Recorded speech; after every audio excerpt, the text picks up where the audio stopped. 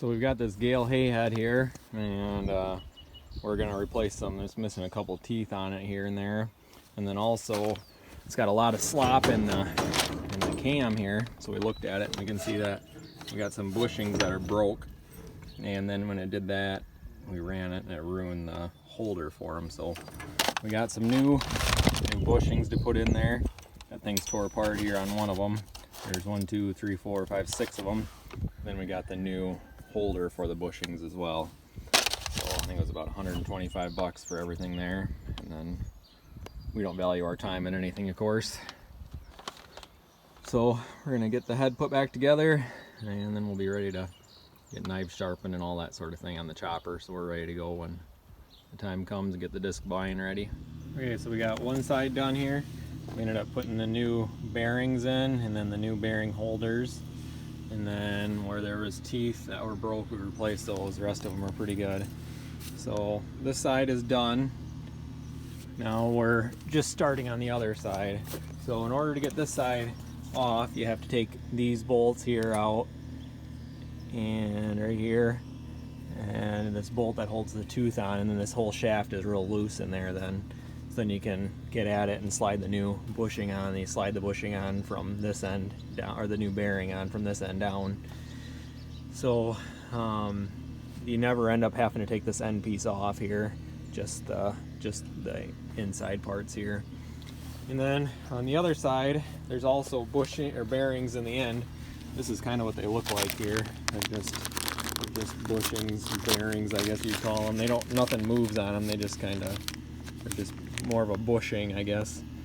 But this is what they look like. So you do the same thing. You take the shaft loose here. You just got 3 bolts, and then you got to take the 4 bolts for the bearing holder off. And if you look at this end piece, it's kind of got a narrower spot in here. So then you can get your finger in the back to hold the nut on. So that's the tip. Otherwise, it's real hard to get in there to get a hold of that back side. So I learned that. I was trying to jam my finger in sideways on the bottom here, and that was not ideal. So get it right in the middle, and then you can work on it pretty easy. So that goes on there. Then here's the shaft that sits in there, and we hit it with a wire brush on the drill. Spray it with some cheap lubricant here. It takes the rust off, just from Walmart. Great Value or something. Smart Super Tech, I guess it is. And that kind of takes the rust off and lubricates it a little bit. And then if there's new teeth, we throw those on there. So this, you can see, this is what they look like when we took them off. So they were definitely shot. That's why it was so sloppy. But the new ones are, the new bar is good and tight in there now. And whereas the old ones, you can see, were really wore out. So hopefully yours doesn't get to that point, but you know how it is. You got to keep going when you can, when the sun shines. But now we're just getting ready to chop hay, and we want to get it all put together. So this is a Gehl HA1210, and it's, I don't know, the newer style, I guess you'd call it, with the newer lettering and stuff on it. So it's, I don't know, it's probably built in the like 2004 or something, right before Gehl went out of the hay business or the farm equipment business.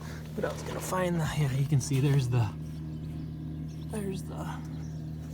serial number plate for her. But she's seen quite a bit of use, but we only run maybe 300 acres, 400 acres a year through it, so it can handle that without too much trouble.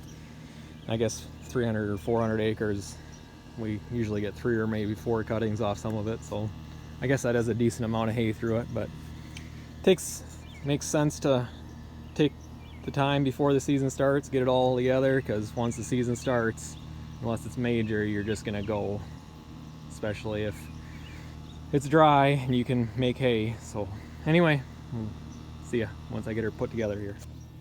All right, so we got the head rebuilt. You can see there's put some new teeth on it. There's new bushings on the inside on this side, and new bushings on this side, or new bearings on this side.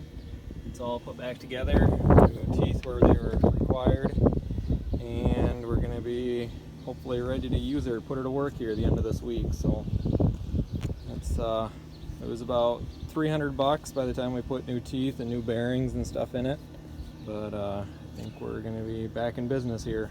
And maybe, I don't know if you just work on it solid, might have been, I don't know, maybe 3 hours of work, something like that, to replace all that stuff. So hopefully she works.